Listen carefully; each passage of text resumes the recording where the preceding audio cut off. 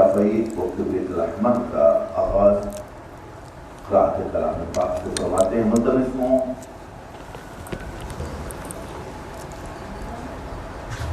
کب سن قاری حبیب حاجی بن احمد رفیع المردنی سے وہ قرأت کلام پاک پیش فرمائیں.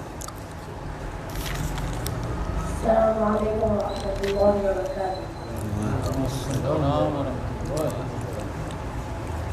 أعوذ بالله من الشيطان الرجيم. بسم الله الرحمن الرحيم. يا أيها الناس اعبدوا ربكم الذي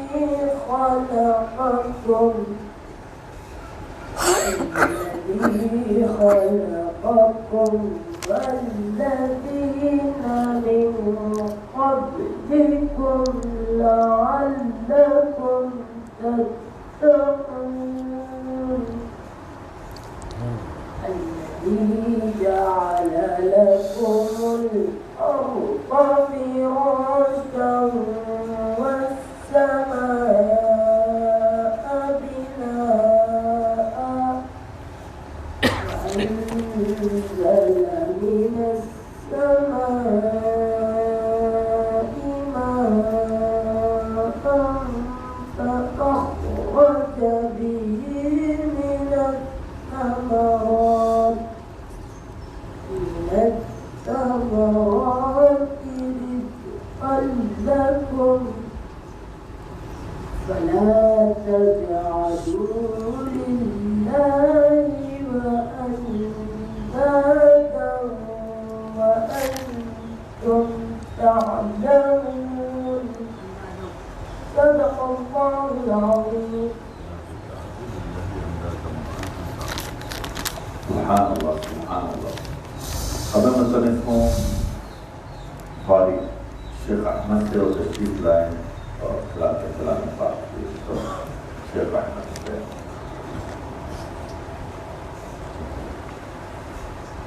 أعوذ بالله من الشيطان الرجيم.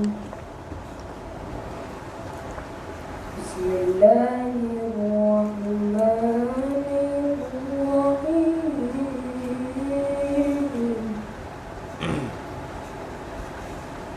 وإذ يرفع إبراهيم القواعد من البيت وإسماعيل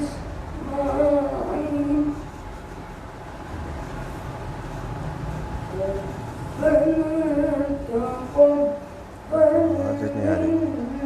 منا إنك أنت التواب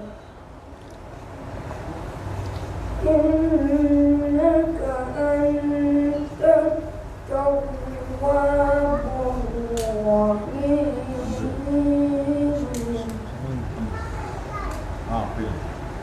ربنا واجعلنا مسلمين لك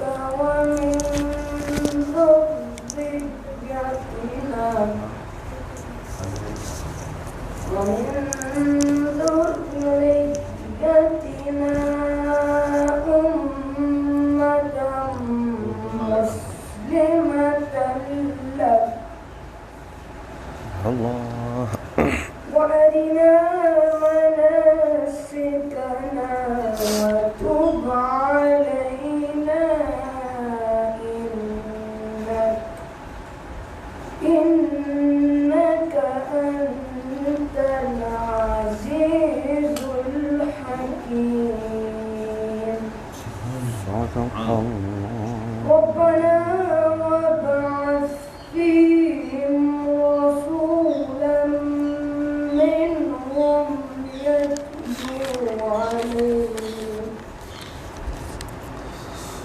يتلو عليهم آياتك ويعلمهم الكتاب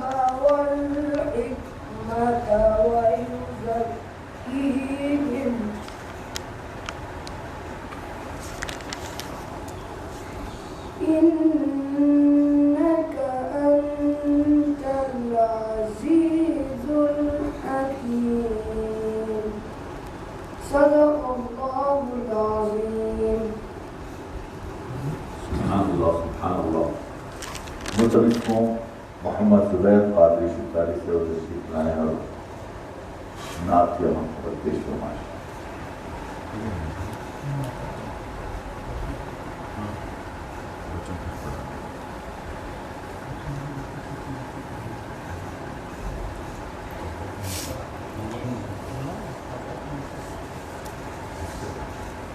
السلام علیکم ورحمۃ اللہ وبرکاتہ. وعلیکم السلام ورحمۃ اللہ وبرکاتہ. چین تم سے قرار تم سے ہے، چین تم سے قرار تم سے ہے، چین تم سے قرار تم سے ہے، چین تم سے قرار تم سے ہے، زندگی کی بہار تم سے ہے، زندگی کی بہار تم سے ہے. کیا کروں لے کے ساری دنیا کو، کیا کروں لے کے ساری دنیا کو، میرے دل کا قرار تم سے ہے، میرے دل کا قرار تم سے ہے. لاج رکھنا کہ میں تمہارا ہوں، لاج رکھنا کہ میں تمہارا ہوں، میری جیت اور ہار تم سے ہے، میری جیت اور ہار تم سے ہے. یا محمد امیدوار کرم، یا محمد امیدوار کرم، حسرت خاک سار تم سے ہے، چین تم سے قرار تم سے ہے، زندگی کی بہار تم سے ہے. وعلیکم السلام. سبحان اللہ. حبیب و مبارک.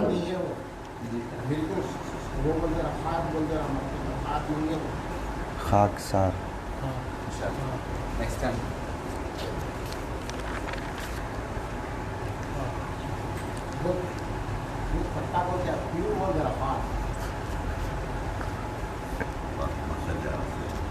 السلام علیکم ورحمۃ اللہ وبرکاتہ. وعلیکم السلام ورحمۃ اللہ وبرکاتہ.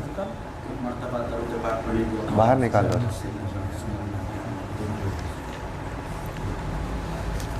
اللهم صل وسلم عليه وعلى آله. احمد سے سینہ سجا ہے،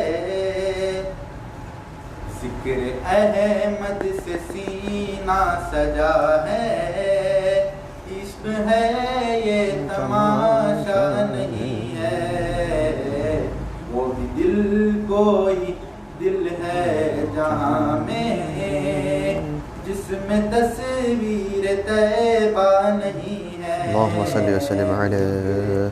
احمد اللهم سے صل وسلم سینہ علیہ. سجا ہے، عشق ہے یہ تماشا نہیں ہے. خاک پائے نبی منہ پہ ملنا، اللهم صل وسلم دل ہو علیہ. مصطفیٰ کا پسینہ. اللهم صل وسلم عليه. خاک پائے نبی منہ پہ ملنا، عطر ہو مصطفیٰ کا پسینہ، عطر ہو مصطفیٰ کا پسینہ. ان کی چادر کا ٹکڑا کفن ہو، ان کی چادر کا ٹکڑا کفن ہو اور کوئی تمنا نہیں ہے، ذکر احمد سے سینہ سجا ہے، عشق ہے یہ تماشا نہیں ہے، حج کی دولت جسے مل نہ پائے، وہ جائے جائے وہ گھر اپنے جائے، حج کی دولت جسے مل نہ پائے، وہ جائے جائے وہ گھر اپنے جائے، وہ جائے جائے وہ گھر اپنے جائے، ماں کے قدموں کو وہ چوم لے جو، ماں کے قدموں کو وہ چوم لے جو، سنگ اسود کو چوما نہیں ہے، ذکر احمد سے سینہ سجا ہے، عشق ہے یہ تماشا نہیں ہے۔ السلام علیکم۔ وعلیکم السلام ورحمۃ اللہ وبرکاتہ۔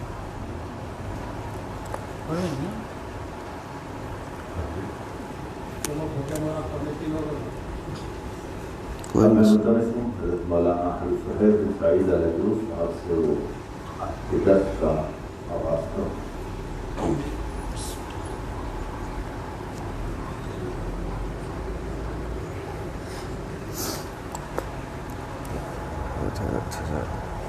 ڈبل کام لے رہا ہوں، پھر دیکھ رہا ہوں سیٹنگ میں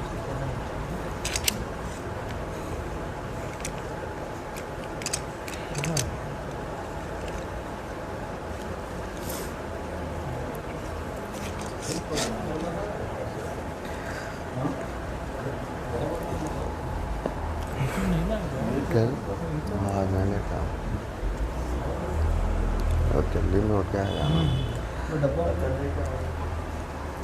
الحمد للہ رب العالمین والصلاة والسلام على سید الانبیاء واشرف المرسلین وعلى آلہ الطیبین الطاہرین واصحابہ الاکرمین الافضلین اجمعین، اما بعد فاعوذ باللہ من الشیطان الرجیم، بسم اللہ الرحمن الرحیم۔ رب اشرح لي صدري ويسر لي امري واحلل عقدة من لساني يفقهوا قولي، رب زدني علما۔ الحمد لله رب العالمين، نويت التعلم والتعليم والتذكر والتذكير والنفع والانتفاء والإفادة والاستفادة والحث على التمسك بكتاب الله وسنة رسوله والدعاء إلى الهدى والدلالة على الخير ابتغاء وجه الله ومرضاته وقربه وثوابه سبحانه وتعالى۔ معزز و مکرم سادات گرامی قدر، جمیع حاضرین ناظرین و سامعین کرام، السلام علیکم ورحمۃ اللہ وبرکاتہ۔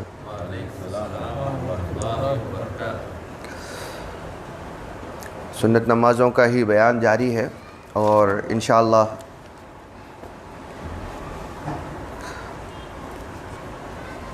دو چار اور سنت نمازیں بچی ہوئی ہیں، جن کے بعد ممکنہ ہم کتاب الصلاح نماز کا بیان ختم کر چکے ہوں گے، جس کے بعد سیدھا بلکہ مسائل الجنازہ کی طرف آگے بڑھیں گے۔ تو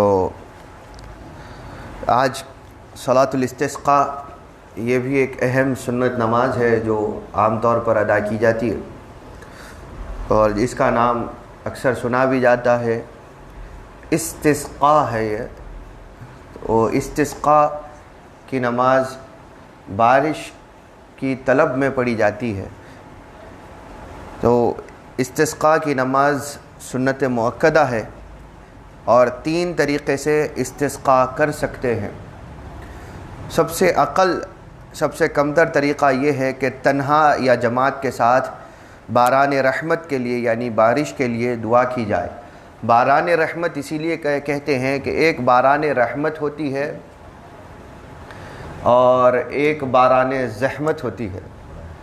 باران رحمت اس کو کہتے ہیں کہ جس کے برسنے سے لوگوں کی حوائج، حاجتیں پوری ہوں، اور لوگوں کی تکالیف، پریشانیاں جو پانی نہ ہونے کی وجہ سے ہوں وہ مکمل ہو جائیں۔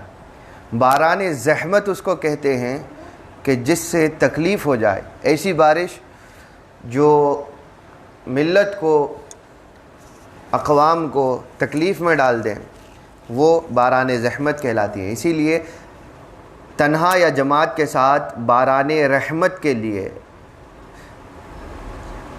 دعا کرنا یہ سب سے کمتر طریقہ ہے استسقاء کا.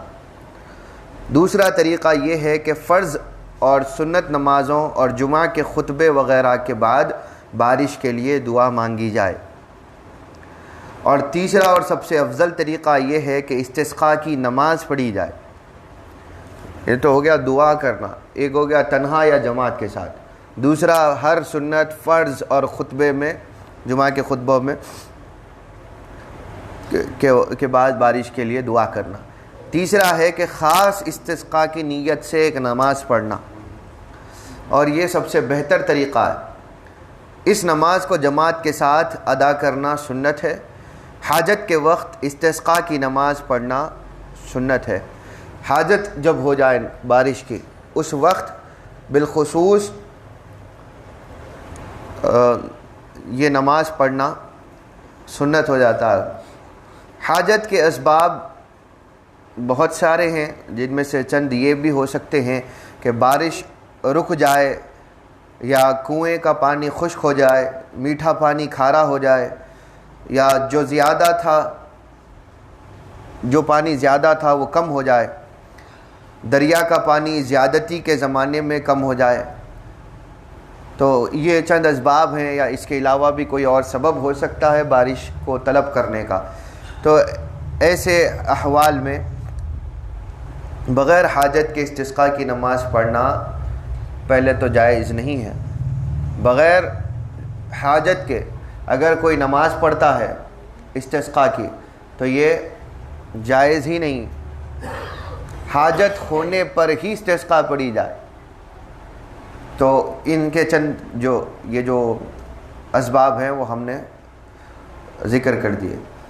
اگر ایک گروہ مسلمین کو پانی کی تکلیف ہو تو دوسرے مسلمانوں کے لیے بھی سنت ہے کہ ان کے لیے دعا کریں. جیسا کہ حدیث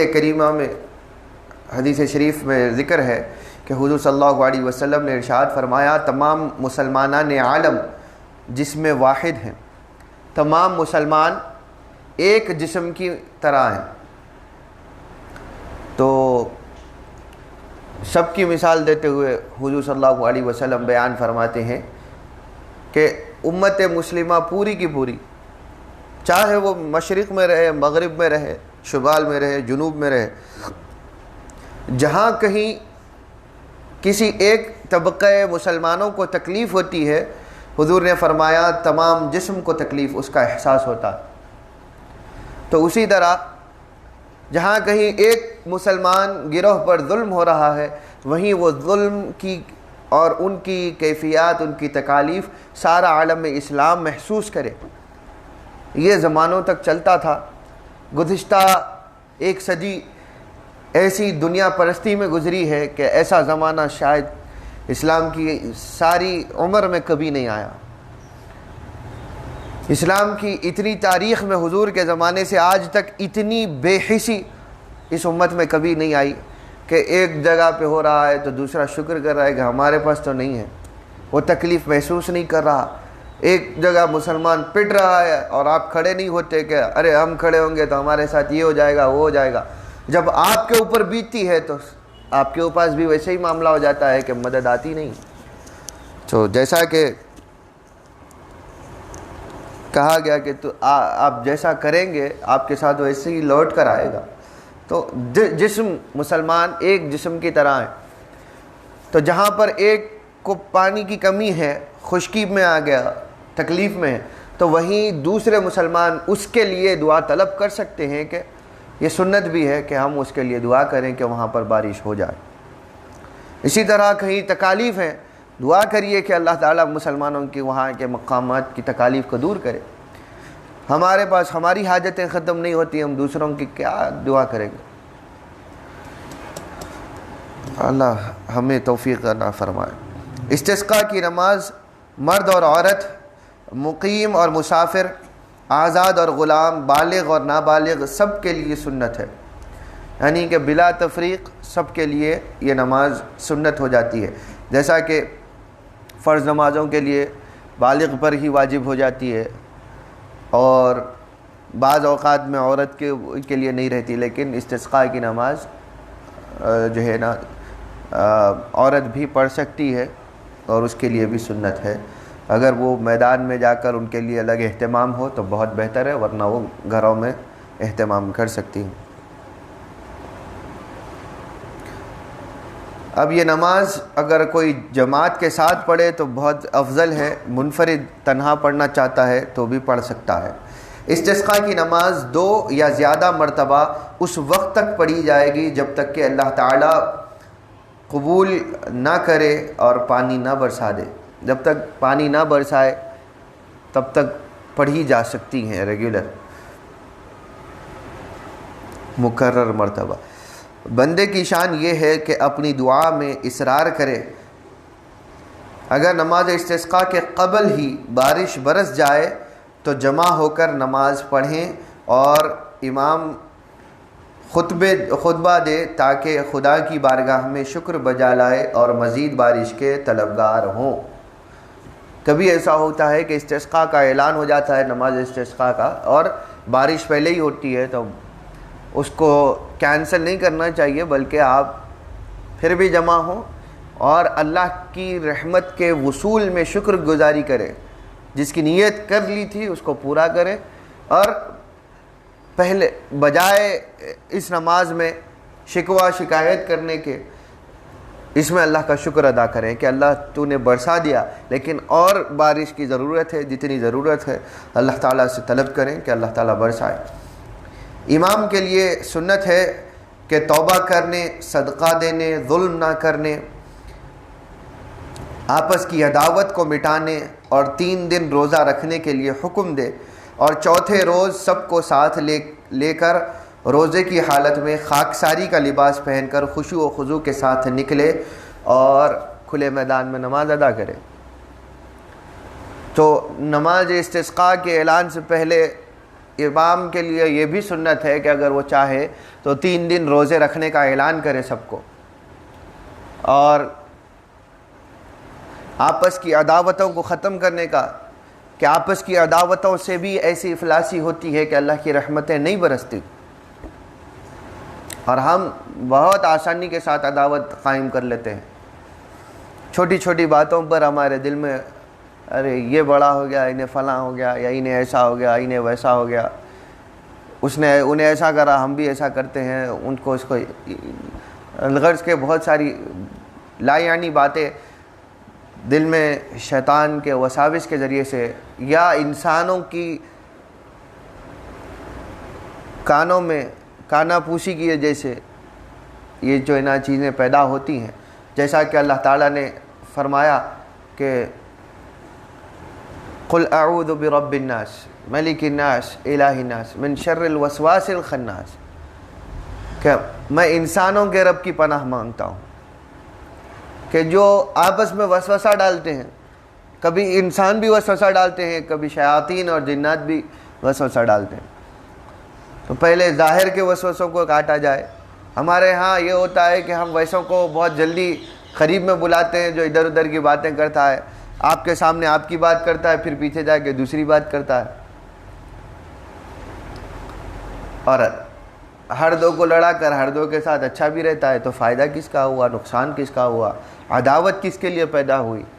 عداوت بھی ہو تو اللہ کے لیے ہو، ذات کے لیے نہ ہو، دوستی بھی ہو تو اللہ کے لیے ہو، ذات کے لیے نہ ہو۔ یہ چیز کو قائم رکھیے تو ہمیشہ اللہ تعالیٰ کی رضا ہمارے ساتھ رہے۔ تو آپس کی عداوتوں کو ختم کرنے کا حکم دے، صدقہ کثرت سے کریں، ایسے وقت میں جب افلاسی یا رحمت نہ برسے اللہ کی، صدقے کی کثرت کریں، لوگوں پر ظلم نہ کریں جہاں کہیں ظلم کر رہے ہیں۔ معمولی سی تجارت میں بھی ظلم ہو جاتا ہے۔ ایک چیز ہے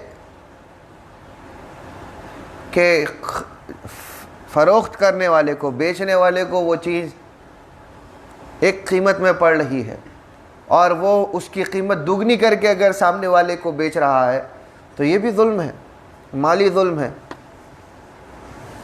کسی نے آپ کو گالی دی، آپ نے اس کو پلٹا کر 2 گالیاں دے دی تو یہ ظلم ہو گیا۔ کسی نے آپ کے بارے میں کسی مخصوص دائرے میں آپ کی غیبت کی اور آپ 4-5 جگہ جہاں جاتے ہیں اس کی غیبت کر رہے ہیں تو یہ بھی اس کے اوپر ظلم ہے، حالانکہ وہ آپ کی نیکیاں بھی جا رہی ہیں وغیرہ وغیرہ، یہ سب نقصانات الگ۔ تو یہ ظلم کی کئی کیٹیگریز ہیں، ہر قسم کا ظلم ہوتا ہے۔ کسی کو ناحق گھور کے دیکھنا یہ بھی اس کے اوپر ظلم ہے، ناحق غلطی آپ کی بھی ہو، چلتے چلتے گاڑی میں کوئی ہو جائے، کچھ ہو جائے، غلطی آپ کی رکھ کے آپ کسی اور کے اوپر اگر برس جائیں تو یہ بھی غلط ہے۔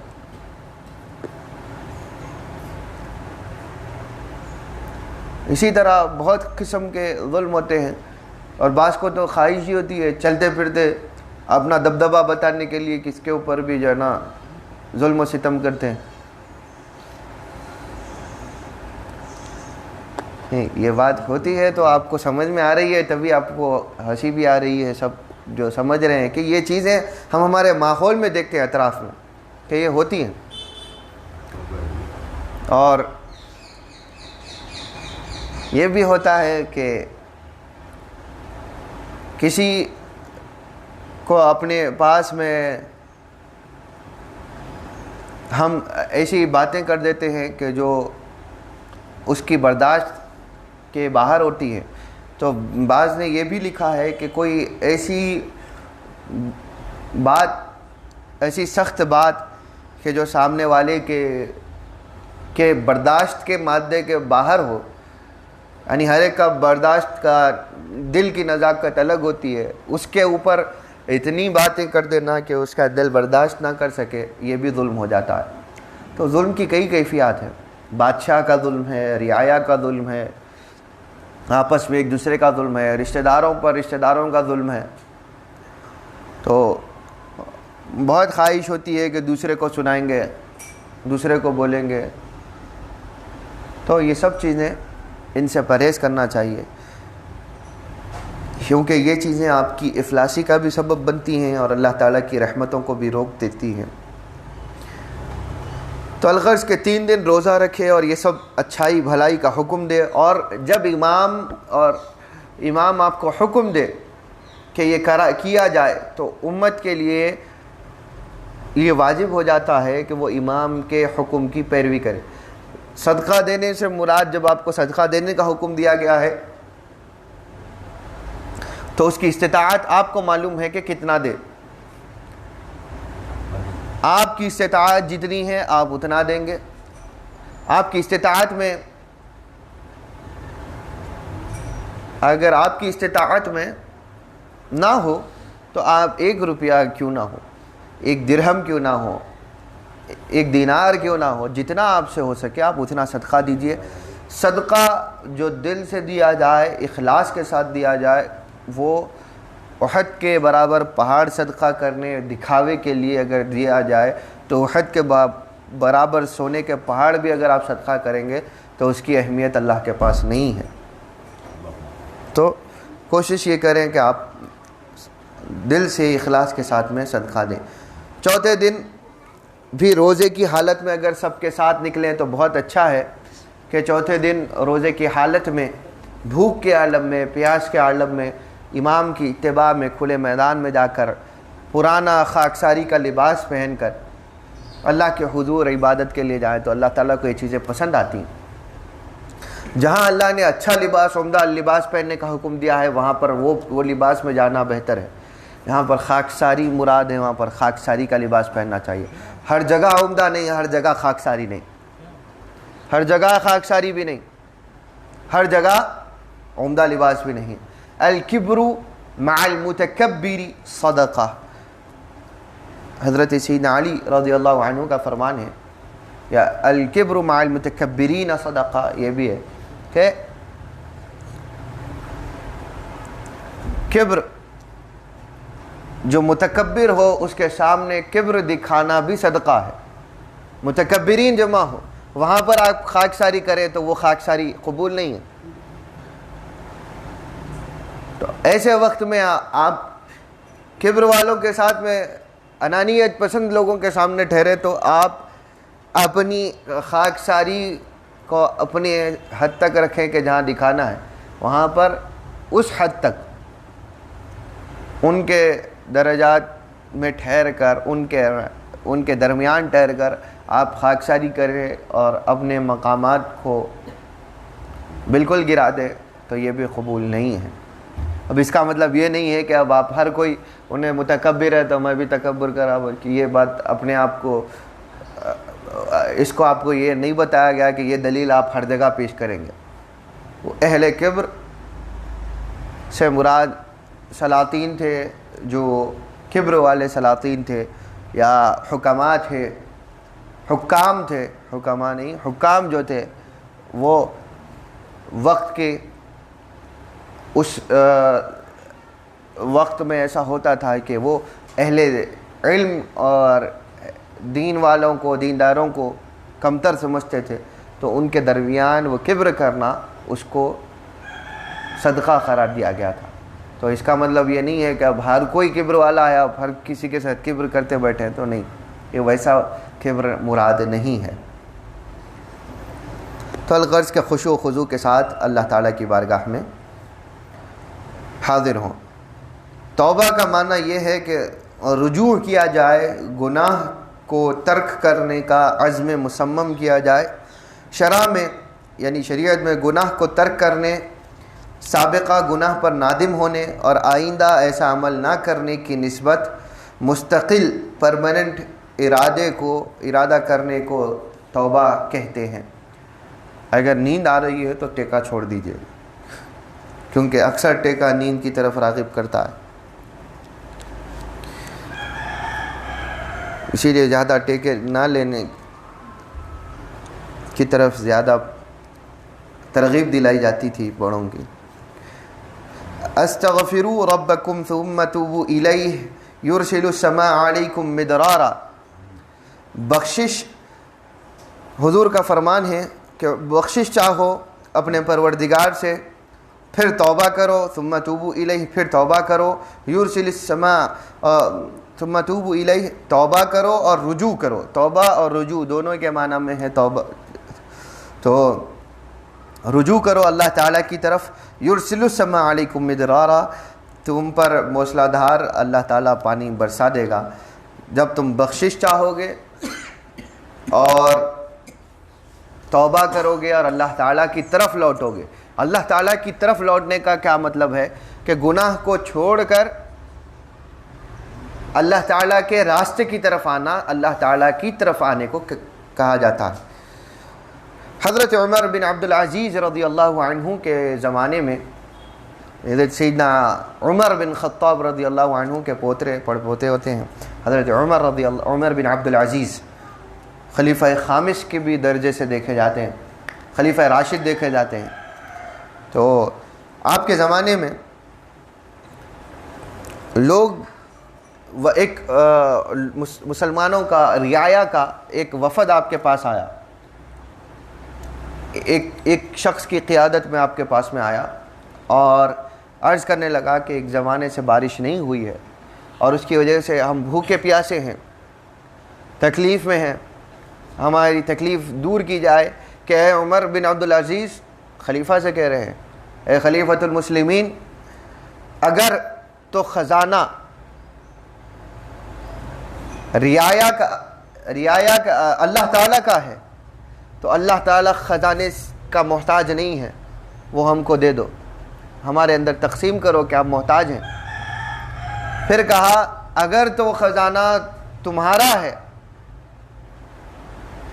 تو تم ہمیں عطا کر دو تاکہ تمہارا نام اللہ تعالیٰ کے نیکوکاروں میں لکھا جائے۔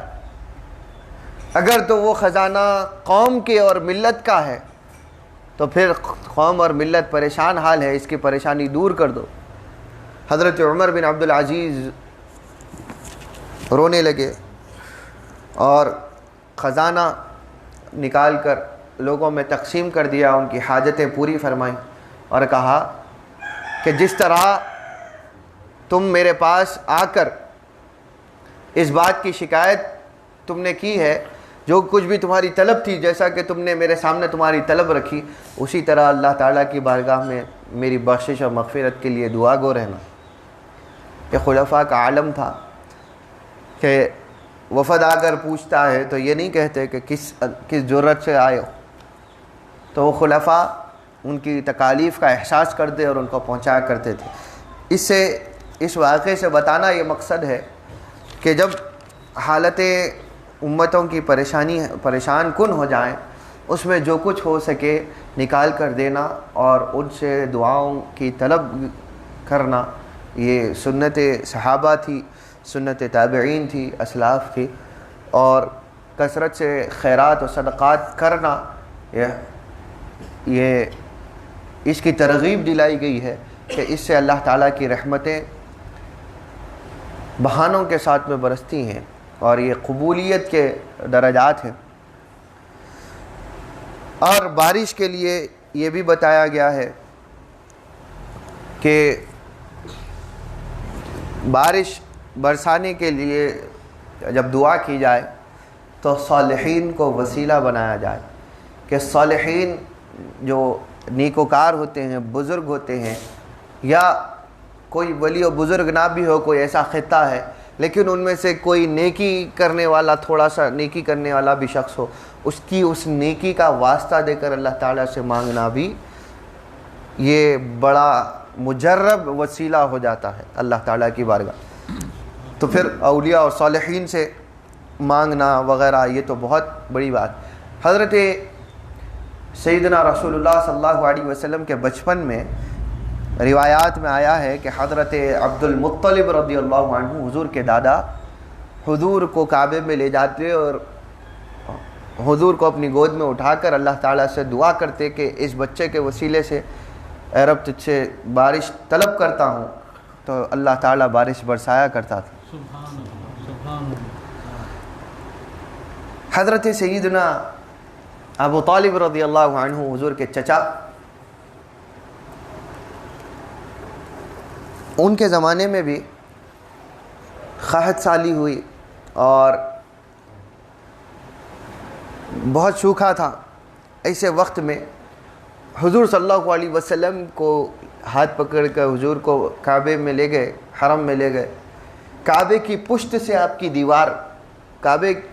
کی پشت سے کعبے کی دیوار کو ٹیکا دیا، آپ کی پشت لگا دی اور کہا کہ اللہ اس نورانی چہرے والے بچے کی وسیلے سے تجھ سے بارش طلب کرتا ہوں، اس معجزات والے بچے کی وسیلے سے تجھ سے دعا طلب کرتا ہوں، میرے اس یتیم بچے کے وسیلے سے تجھ سے دعا مانگتا ہوں کہ بارش عطا فرما۔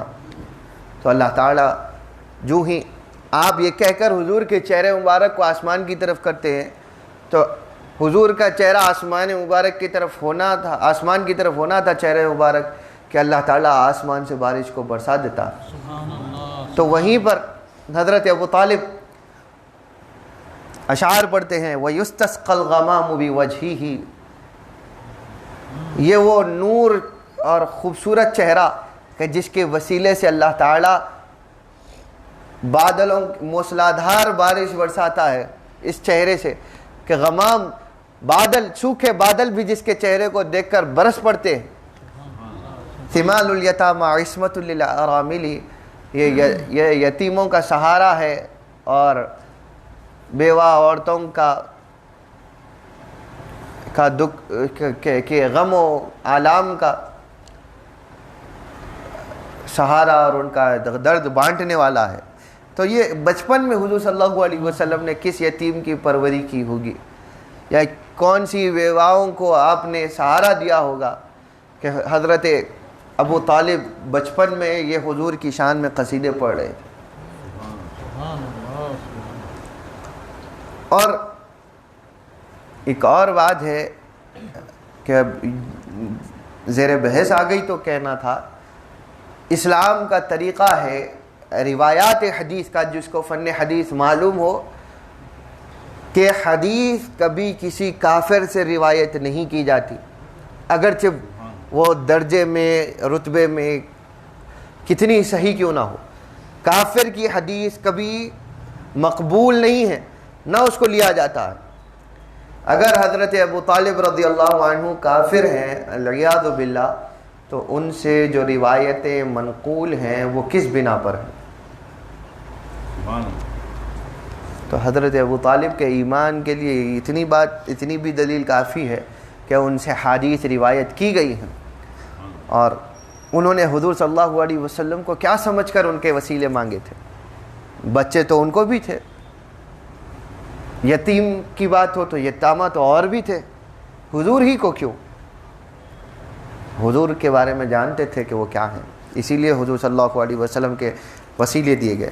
الغرض کہ زیادہ بحث نہیں، حضور صلی اللہ علیہ وسلم کے اقربا کا، اہل خاندان کا، بنو ہاشم کا بھی وسیلہ دیا جانا، یہ بھی اللہ تعالیٰ کی رحمتوں کو دعوت دیتا ہے۔ حضرت عمر رضی اللہ عنہ کے زمانے میں جب قحط سالی ہوئی، سوکھا پڑ گیا، بارش نہیں ہوئی زمانے تک، حضرت عمر رضی اللہ عنہ نے حضور کے چچا حضرت عباس رضی اللہ عنہ کا وسیلہ دے کر اللہ تعالیٰ سے دعا طلب کی، اور اللہ تعالیٰ نے بارش فرمائی تھی۔ تو حضور کی آل کا، حضور کے خاندان نے بنو ہاشم میں سے کسی فرد کا وسیلہ دیا جانا بھی رحمتوں کو دعوت دیتا۔ تو جو سادات ہیں، جو خانوادہ بنو ہاشم سے تعلق رکھتے ہیں، آل با وزیر ہوں یا کوئی دوسرے، ان تمام سے کی توجہ طلب کرنا چاہتا ہوں کہ یہ خانوادے وہ ہیں کہ جن کے وسیلوں سے اللہ تعالیٰ رحمت بھی نازل فرماتا ہے۔ تو آپ اپنے مقام و مرتبے کو سمجھتے ہوئے اگر کہیں ہم غلط ہیں تو ہمارے راستوں کو صحیح کر لیں، کہ جس چیز کے لائق بنایا جا رہا ہے اس کے ہم قابل بھی بنیں، کہ اللہ تعالیٰ کے حضور جب ہمیں کوئی وسیلہ بنا کر پیش کرتا ہے تو ہم اس وسیلے کا حق بھی ادا کر سکیں۔ آپ کی کچھ عظمت نہیں ہے اس میں، صرف آپ کی نسبت ہے کہ آپ پیدا ہو گئے، نہ آپ کی خواہش پر پیدا ہوئے، نہ اس میں آپ کا کوئی زور و جبر تھا، نہ اپنی طلب سے ہوئے، تو آپ کی قسمت تھی، آپ پیدا ہو گئے، لیکن آپ اپنے مقام کو نہیں باقی رکھ رہے تو یہ آپ کا نقصان ہے۔ آپ اپنے آپ کو حضور کے سامنے پیش کیے جانے کا خوف کریے کہ کہیں شرمندگی نہ ہو۔ الغرض کہ استسقاء کی نماز کا طریقہ یہ ہے کہ استسقاء کی 2 رکعتیں عیدین کی طرح، نماز عیدین کا بھی انشاءاللہ 1-2 ہفتے میں ذکر آ جائے گا۔ تو استسقاء کی نماز عیدین کی نماز کی طرح پڑھی جائے گی، 2 رکعت۔ امام 2 رکعت نماز سب کے ساتھ پڑھے، دعائے افتتاح کے بعد پہلی رکعت میں 7 مرتبہ تکبیر تحریمہ، تکبیریں کہے گا۔ تکبیر تحریمہ تو پہلی ہی ہوگی، اس کے بعد دعائے افتتاح ہوگی، اس کے بعد 7 تکبیریں ہوں گی کہ جس میں ہاتھ کانوں تک اٹھائے جائیں گے اور چھوڑ دیے جائیں، باندھ لیے جائیں گے۔ اور دوسری رکعت میں 5 مرتبہ تکبیریں کہی جائیں گی قرأت سے پہلے، رفع یدین کے ساتھ کہیں گے، اور اس کے بعد قرأت پڑھیں گے۔ ٹھیک ہے، قرأت پڑھیں گے۔ 2 رکعت کی تعداد مقرر ہے، 2 سے زیادہ رکعت استسقاء کی نماز پڑھنا جائز نہیں ہے۔ نماز میں سنت نماز استسقاء کی نیت کی جائے گی کہ نویت سنت الاستسقاء اداء للہ تعالی مستقبلا الی الکعبۃ الشریفہ، میں 2 رکعت نماز استسقاء پڑھتا ہوں اللہ تعالیٰ کے لیے، وہ میرا کعبہ شریف کی طرف۔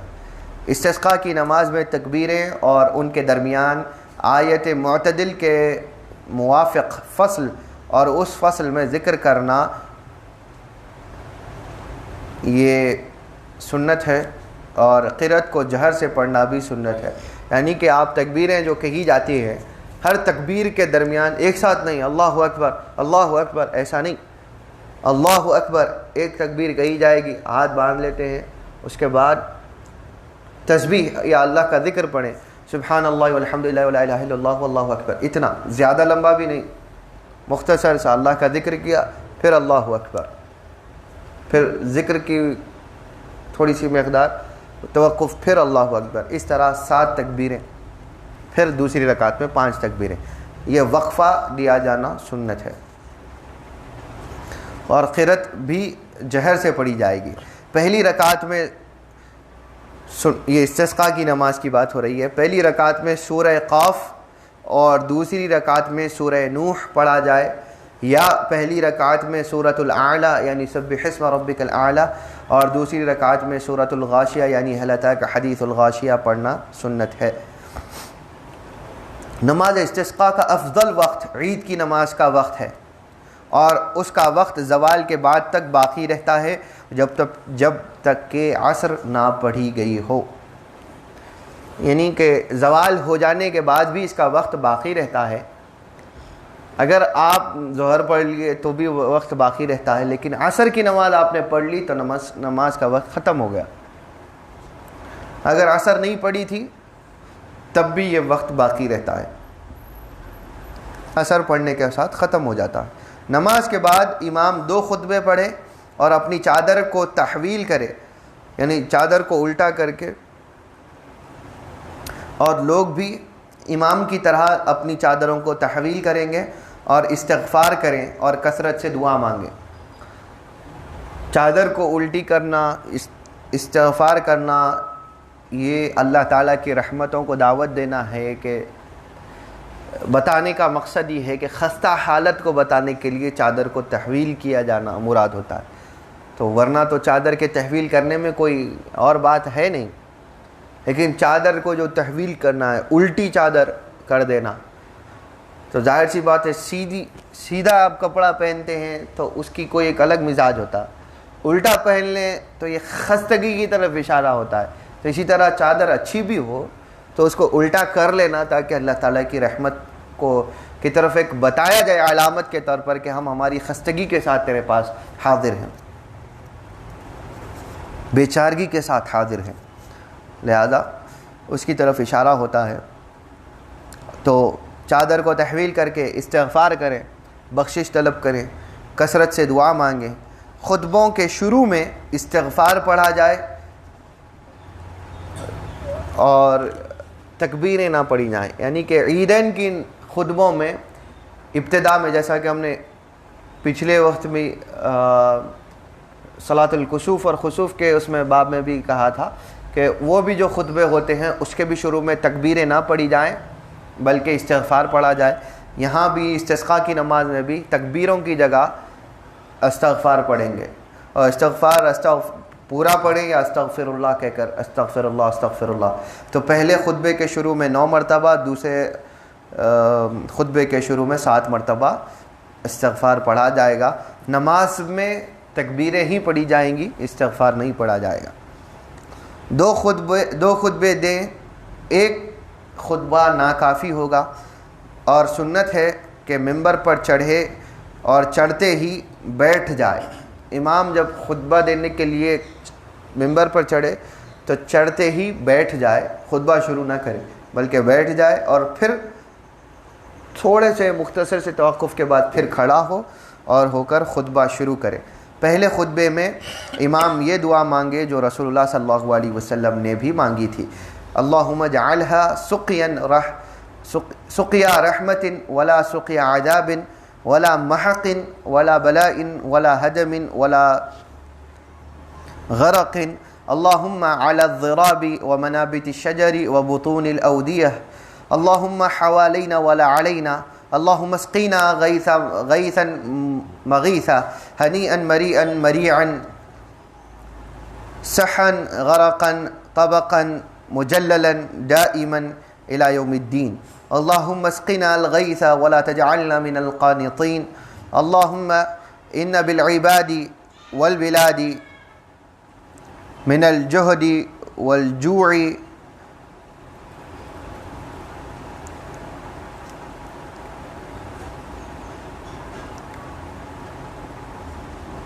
والضيق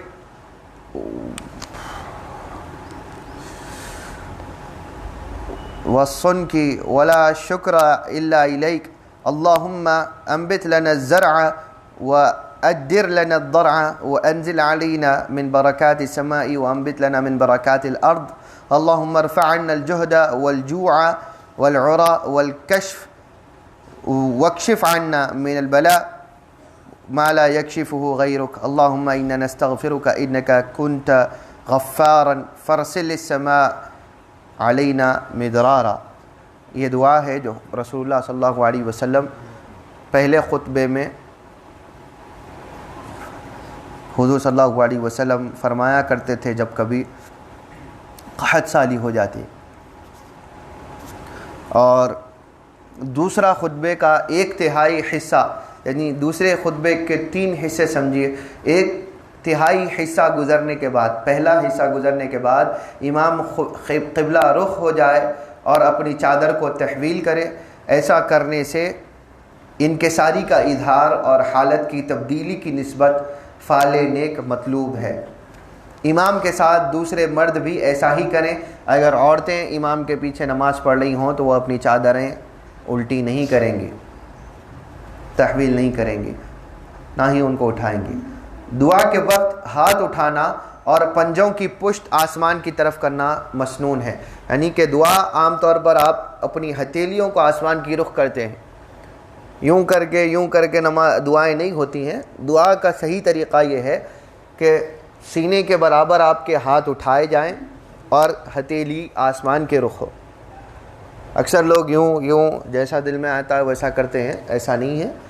دعا کا صحیح طریقہ یہ ہے.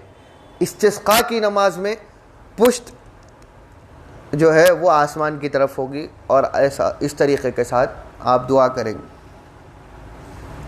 تو پنجوں کی پشت آسمان کی طرف ہوگی، یعنی پنجہ ہے یہ، اس کی پشت آسمان کی طرف کرنا سنت ہے. امام آہستہ دعا کرے تو سب آہستہ دعا کریں گے، اور جب امام بآواز بلند جہر کے ساتھ دعا کرے تو سب زور سے جہر سے آمین کہیں گے.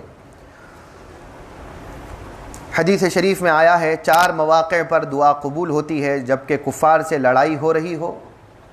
پہلی حالت جب آپ کفار سے جنگ میں ہوں تو دعائیں قبول ہوتی ہیں. جنگ کے ساتھ ساتھ دعا کرتے رہیں، دعا اللہ تعالیٰ قبول کرتا ہے.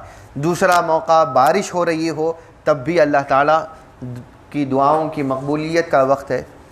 تیسرا نماز کی اقامت کے وقت، کہ نماز کے لیے جب اقامت کہی جا رہی ہو اس سے بالکل عین پہلے کا موقع، کہ اقامت دینے کا جب وقت آ گیا، آپ سمجھ گئے کہ اب اقامت ہونے والی ہے، اس وقت جو دعائیں مانگی جاتی ہیں وہ قبول ہوتی ہیں. اور چوتھا وقت جب کعبہ نظر آتا ہے اس وقت دعائیں مانگنا، یہ بھی دعاؤں کی قبولیت کا وقت ہے.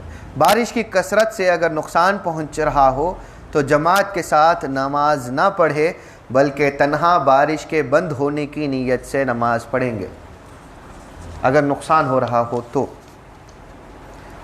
جب بارش کی کثرت سے نقصان پہنچنے کا اندیشہ ہو تو اللہ تعالیٰ سے دعا کرے کہ اللہم سقیا رحمت ولا سقیا عذاب ولا محق ولا بلاء ولا هدم ولا غرق اللهم على الضراب ومنابت الشجر وبطون الأودية اللهم حوالينا ولا علينا. یہ دعا پڑھی جائے کہ جب کثرت سے نقصان پہنچنے کا اندیشہ ہو یا پہنچ رہا ہو. حضور اکرم صلی اللہ علیہ وسلم کی بارگاہ صحیح بخاری اور مسلم کی متفق علیہ روایات میں بھی ہے، حضور صلی اللہ علیہ وسلم کے زمانے میں قحط سالی ہو گئی. صحابہ آئے، دور دراز سے بھی آئے، آ کے حضور صلی اللہ علیہ وسلم سے شکوہ شکایت کرنے لگے کہ یا رسول اللہ، صحابہ کو کچھ تکلیف لاحق ہوتی تو حضور کے پاس آتے تھے. حضور نے تو ظاہر سی بات ہے استسقاء پڑھنے کا سکھایا ہی ہوگا، لیکن حضور کے پاس آ کر دعا کرنے کا، یہ حضور سے آ کر درخواست کرتے تھے کہ یہی ہیں کہ جن کی وسیلے قبول کیے جاتے ہیں. لہذا صحابہ آئے، حضور صلی اللہ علیہ وسلم سے شکایت کی کہ یا رسول اللہ، ہمارے باغ سوکھ گئے، پھل نہیں لگ رہے، ہماری زراعتیں ان کے اندر پیداوار ختم ہو گئی، یا رسول اللہ پانی نہیں ہے، خشک ہو گئے ہمارے کھیت، ہمارے جانور جو ہے وہ سوکھ کر ان کے پیٹ کو لگ گئے، یا رسول اللہ ہمارے لیے بھی کھانے کو کچھ نہیں رہا، کچھ پیداوار نہیں رہی، یا رسول اللہ دعا کیجئے بارش کی. حضور صلی اللہ علیہ وسلم نے دعا کی. جو ہی حضور صلی اللہ علیہ وسلم کے دست مبارک دراز ہوئے، اللہ تعالیٰ نے آسمان سے باران رحمت برسائی، پانی زوردار پانی شروع ہوا.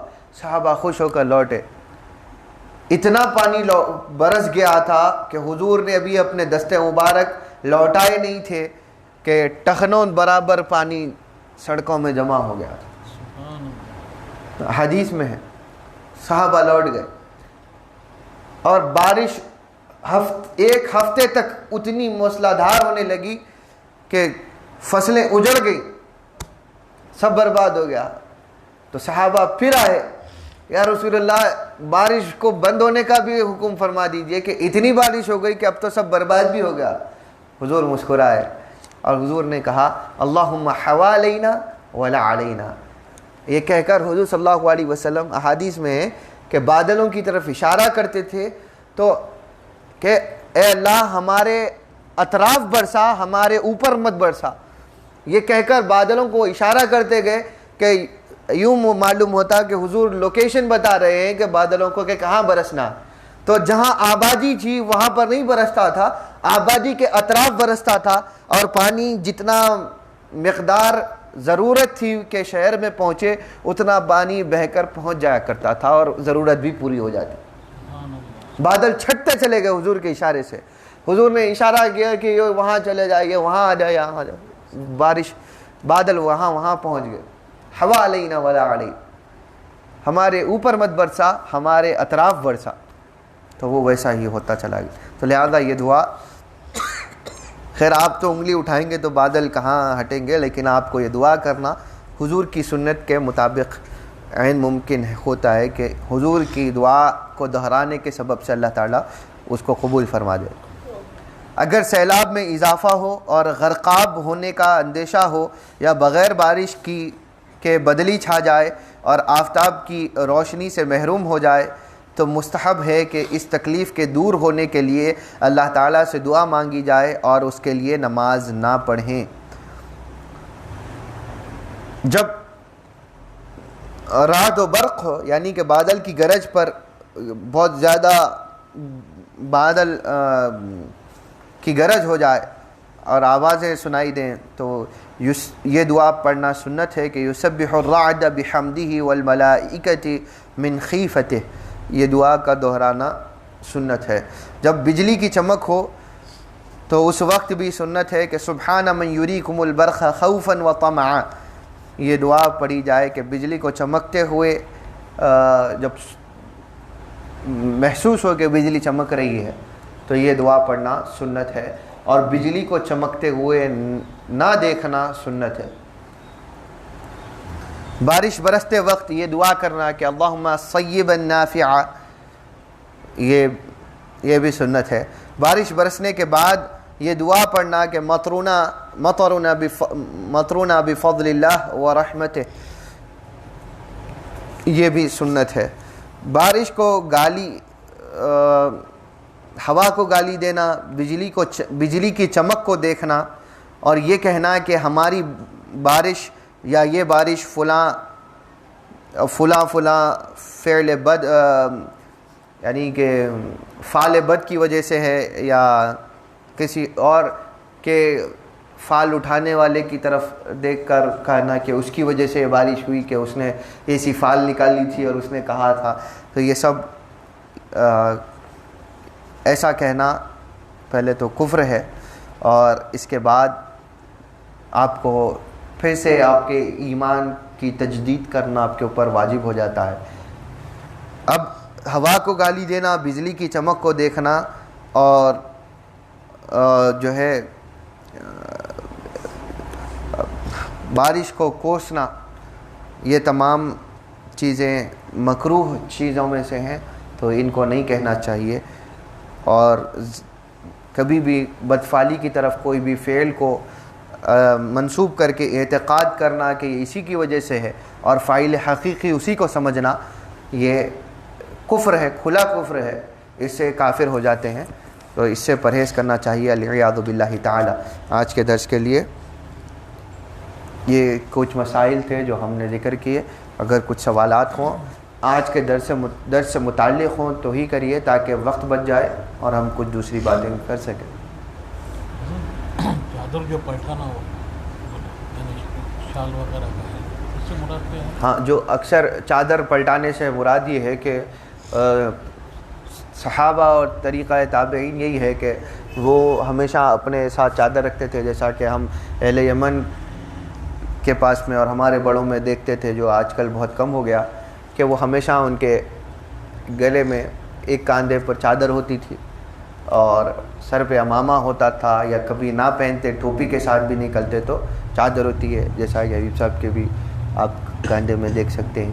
تو وہ چادر کو نکال کر پلٹ دینا، الٹی کر دینا، اس کا ایک سیدھا رخ اور ایک اس کا الٹا رخ جو ہوتا ہے وہ رخ کو ظاہر کرنا، یہ سنت ہے. اب جس کے پاس نہیں ہو تو کوئی بات نہیں، جو چادر پہنتے ہیں عادتاً عام طور پر، یا خاص طور پر نماز کے لیے اگر کوئی ڈال کر بھی جاتے ہیں تو کوئی بات نہیں. کوئی اور سوال ہو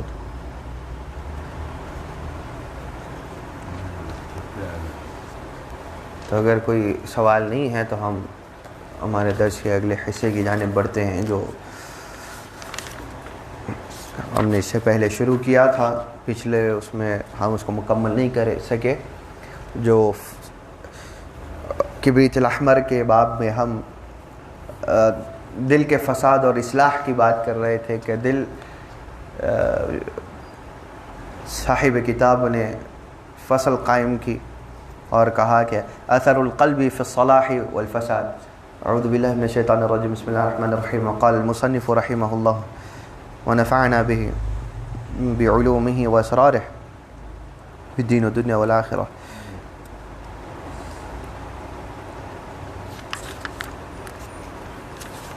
کہ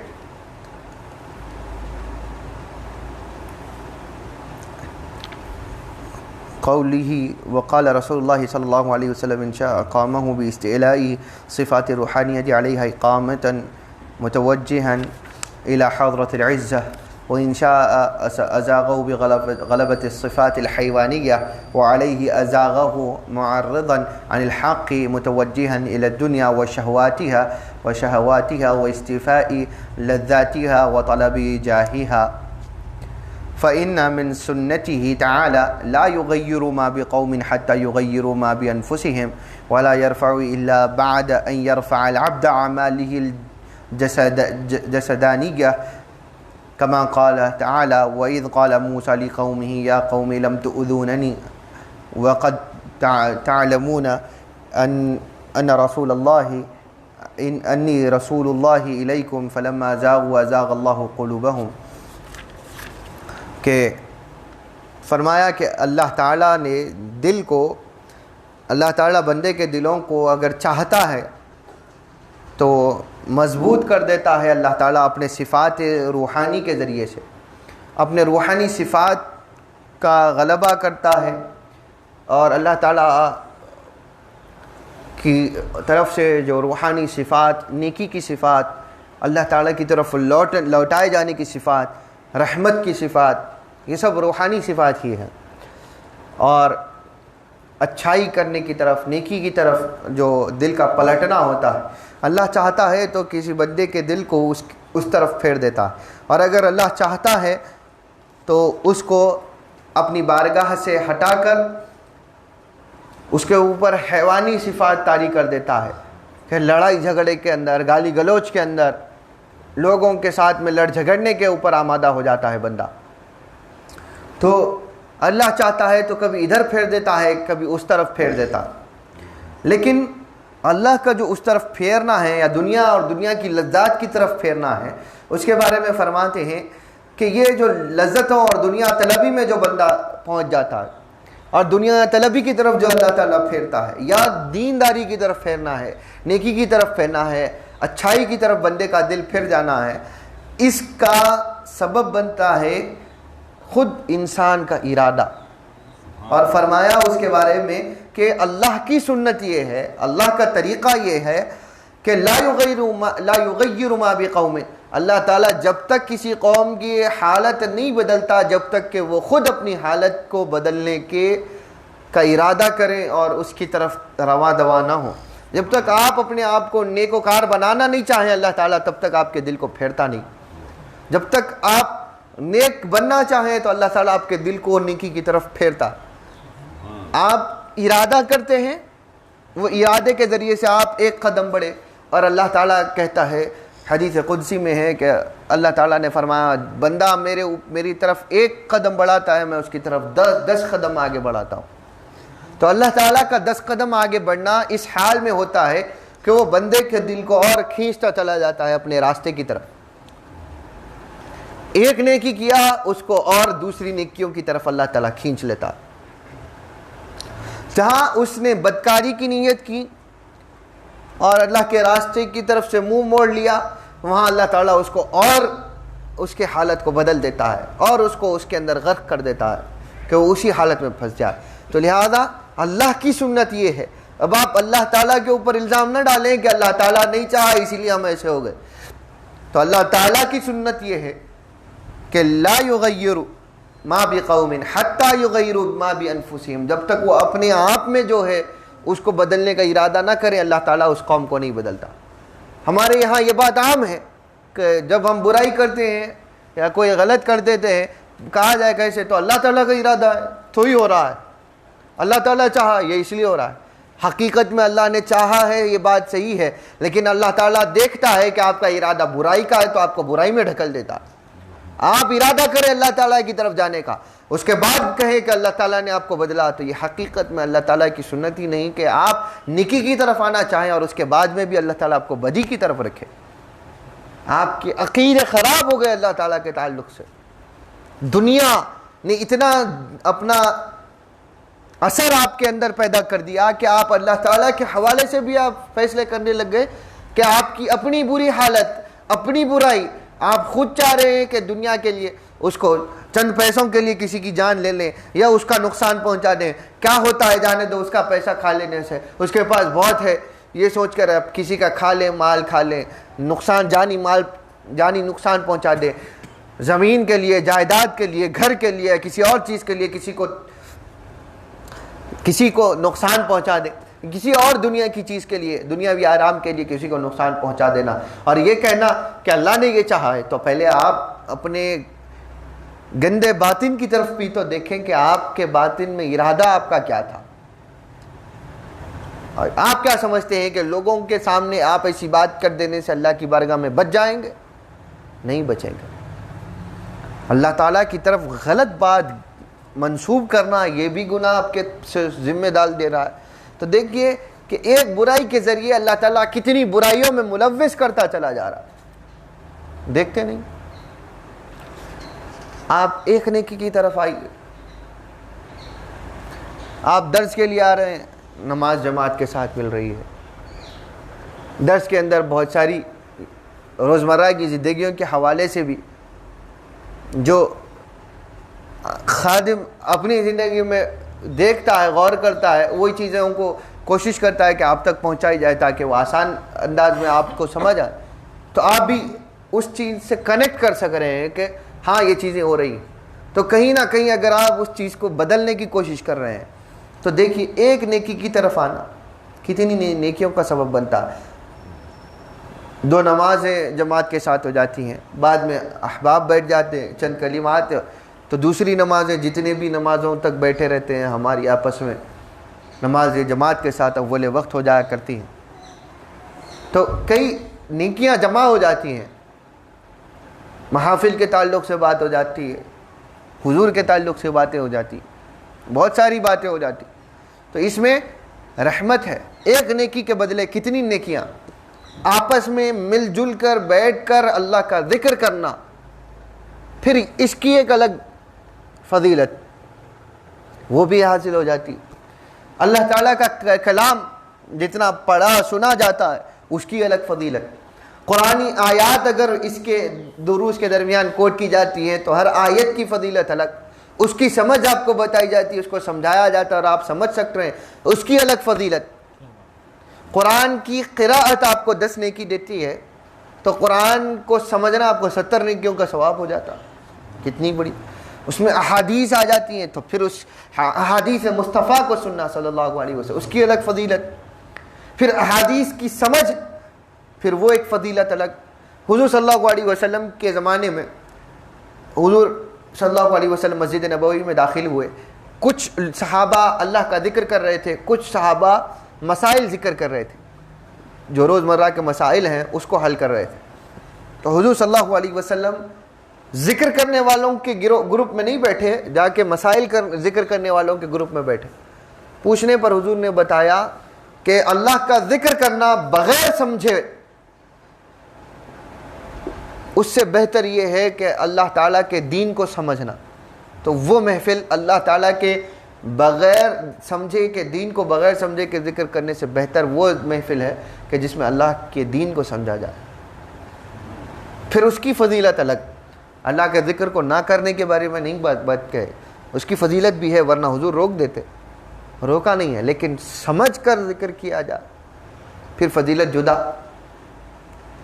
پھر کچھ آپ کے اپنے کچھ چیزیں ہوتی ہیں جو آپ سوالات کر لیتے ہیں، وہ اشکالات دور ہو جاتے ہیں، پھر اس کی فضیلت الگ۔ تو ایک نیکی کا بہانہ اللہ کتنی نیکیوں سے آپ کو سرفراز کرتا ہے کہ آپ کا دل پلٹ جاتا ہے کتنی نیکیوں کی طرف۔ تو یہ اللہ تعالیٰ کا ہی احسان ہے۔ آپ ایک قدم چل کر آئے، اللہ تعالیٰ نے آپ کو بڑھ کر اتنے قدم کے ساتھ گھیر لیا۔ ورنہ یہی وقت ہم خالی رہیں، باہر رہیں تو سوچے کہ درس نہ ہو، تو یہی وقت اگر ہم باہر رہیں تو کتنی قسم کی لایعنی گفتگو ہو جاتی ہے، کتنا وقت غلط باتوں میں صرف ہو جاتا ہے، یا صرف اپنے آپ کے استفادے کے لیے نکل جاتا ہے۔ یہ تو دنیاوی اور اخروی دونوں فوائد پر مشتمل ہے۔ تو بتانا یہ کہ جب تک اللہ تعالیٰ ہم نے نہیں چاہا، اللہ تعالیٰ نے ہم کو نہیں پھیرا، اللہ تعالیٰ نے اختیار دیا ہے ہم کو، دو راستے دے کر چھوڑ دیا، اگر یہاں جائیں گے تو آپ کی تقدیر یہ ہے، اگر اس راستے پر چلیں گے تو تقدیر یہ ہے۔ اب آپ کے ہاتھ میں ہے کہ تقدیر کون سے راستے پر چلنے کی آپ سوچتے ہیں۔ تو لہذا دل کے اندر ارادہ سب سے بڑا ہتھیار ہے کہ آپ جس طرف چلنا چاہیں اس طرف اللہ تعالیٰ آپ کو کھینچتا چلا جاتا۔ وَلَا يَرْفَعُ إِلَّا بِعَبْدٍ أَن يَرْفَعَ الْعَبْدَ أَعْمَالُهُ الْجَسَدَانِ۔ اللہ کسی بندے کو اس وقت تک بلند نہیں کرتا، اس وقت تک اونچے مقامات پر نہیں لے جا سکتا، نہیں لے جاتا جب تک کہ بندہ خود اپنے اعمال جسمانی کے ذریعے سے اپنے آپ کو بلند نہ کرنا چاہے۔ بیٹھے بیٹھے روح کی سیر ہو جاتی ہے، میں معراج کر لیا بیٹھ کر، یہ مشائخین کو تو عام ہو گیا، بڑے بڑے صوفی بن گئے ہر کوئی، مشائخین ہی نہیں، بڑے بڑے مریدین آ رہے ہم بیٹھ گئے ایسا دیکھ لیے وہ دیکھ لیے۔ یہ جھوٹی باتیں ہیں، دکیانوسی باتیں چھوڑیے۔ جب تک عمل آپ کا بلند نہیں ہوگا، عملی طور پر آپ بلند نہیں ہوں گے، جب تک آپ نے فرائض کے ذریعے، نوافل کے ذریعے، اچھے اعمال ظاہری جسمانی اعمال کے ذریعے سے اللہ کی بارگاہ میں اپنے آپ کو بلند نہیں کیا، تب تک اللہ تعالیٰ آپ کی روحانی مراتب کو بھی بلند نہیں کرتا۔ یہ اصول ہے، لا يرفع الا بعبد ان يرفع العبد اعماله الجسدانیہ۔ جب تک جسدی اعمال بلند نہ ہو تب تک روح کیسے بلند ہوگی؟ روح کو رکھا ہی آپ کے جسم کے اندر ہے، آپ اس جسم کو عادی بنائیے اعمال نیک کا، آپ کی روح کو غذا پہنچے گی اس کی اسرار کی۔ عمل ظاہری ہوگا، اس کی جو باطنی برکت ہوگی وہ غذا بن کر آپ کی روح میں پہنچے گی، تو آپ کی روح کی ترقی ہوگی۔ ورنہ آپ عمل ہی نہیں کر رہے اور کہہ رہے کہ روح کی ترقی کیسے ہو رہی ہے بھائی، غذا کیسے پہنچ رہی ہے آپ کی روح کو؟ تو اس کے طریقے ہیں، جب تک نیکی نہ کی جائے تب تک روح تک وہ چیز پہنچتی نہیں ہے۔ کما قال اللہ تعالی، جیسا کہ اللہ تعالیٰ نے ارشاد فرمایا کہ جب موسیٰ علیہ السلام نے اپنی قوم سے کہا کہ اے میری قوم، تم مجھے تکلیف دیتی ہو، لما تؤذوننی، مجھے تکلیف کیوں دیتی ہو؟ اے میری قوم تم مجھے تکلیف اذیت کیوں دیتی ہو جبکہ تم مجھے جانتی ہو کہ انی رسول اللہ، کہ میں اللہ تعالیٰ کا رسول ہوں جو تمہاری طرف بھیجا گیا ہوں۔ لیکن کیا ہوا؟ بعد میں ان کے دل نفرت میں، کدورت میں مبتلا ہو گئے، اور اللہ تعالیٰ نے ان کے دلوں کو مزید زیغ میں کمتری میں ڈال کر اسی کے اندر مبتلا کر دیا، تو انہوں نے جان کر بھی کہ موسیٰ اللہ کے رسول ہیں، موسیٰ علیہ السلام کو تکلیف دینا شروع کر دیا۔ تو جب وہ آمادہ ہی ہوئے تکلیف ہی دینا ہے تو تکلیف میں ہی مبتلا ہو گئے۔ جنہوں نے چاہا کہ اتباع کریں، وہ اتباع کرتے کرتے موسیٰ کے ساتھ کمال کو پہنچ گئے، وہ وادی سینا میں پہنچ گئے۔ تو حاضرین مکرم، بات یہ ہے کہ اللہ تعالیٰ یہ چاہتا ہے کہ اگر آپ نیت نیک کریں تو نیت کے اعتبار سے آپ عمل کی طرف آئیں، اس کے بدلے اللہ تعالیٰ اور نیکیوں کے ذریعے سے آپ کو کھینچ لیتا ہے۔ آپ اگر اپنے دل کے ارادے کے اندر بدی سوچیں، بد ہو جاتا ہے۔ میں کسی کے بارے میں العیاذ باللہ، اللہ محفوظ رکھے، اگر میں کسی کے بارے میں برا سوچتا ہوں تو اس کے خلاف برے عمل میں بھی مبتلا ہو جاتا ہوں۔ میں نے برا سوچا، یہ میری خطا، میں اسی کے ساتھ اگر اللہ تعالیٰ کی پناہ مانگتا ہوں اور توبہ کر لیتا ہوں تو پھر مجھے رجوع کا ثواب مل جائے۔ اگر میں برا سوچا اور رجوع بھی نہیں کیا، پھر اس کے بارے میں اگر کوئی غلط ہوگا تو میں اس کا غلط کا ساتھ دوں گا، کیوں کہ میں اس کے دل میں میرے بارے میں ایک غلط بات آ گئی، کھینچتا چلا گیا۔ تو یہ ہمارا اپنا تصور ہے جو ہمیں برائی کی طرف بھی کھینچتا ہے، اچھائی کی طرف بھی کھینچتا ہے۔ تو یہ سب دل کے سے تعلق، دل میں آپ کسی کے لیے اچھا رکھیں، اچھے میں ہی چلے جائیں، برا سوچیں تو برائی میں ہی گھس جائیں۔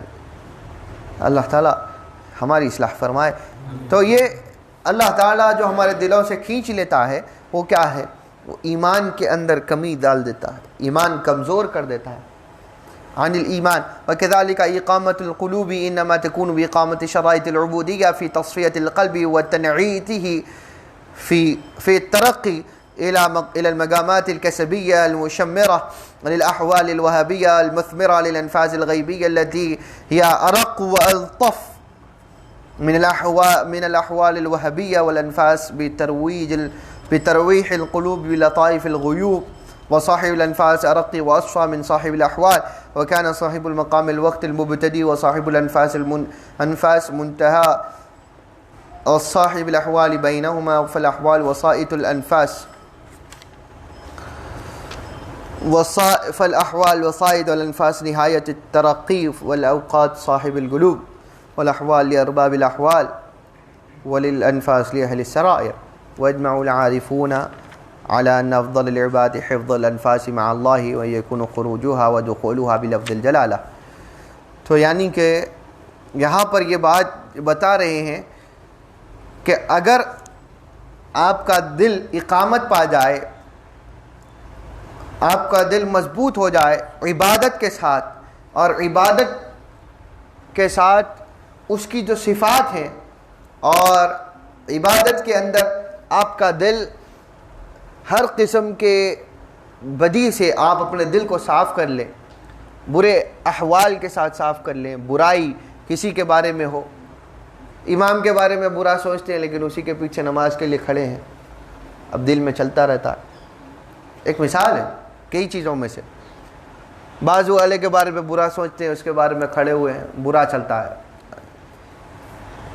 تو یہ دل کے اندر جو برائی آتی ہے پہلے اس کو صاف کر لیں۔ جب دل صاف ہوگا، دل مقیم بن جائے گا، اقامت پا، دل کے اندر قوت آئے گی۔ کس تعلق سے قوت آئے گی؟ کہ وہ اللہ تعالیٰ کے نورانیت کو قبول کرنے کا اور زیادہ لائق بن جائے گا۔ جب اللہ تعالیٰ کے انوار اس کے اندر اترنا شروع ہو جائیں گے، ورنہ صرف ظاہری نماز پڑھ لینے سے بھی کچھ نہیں ہوگا، لیکن نہ پڑھیں گے تو بھی کچھ بھی نہیں۔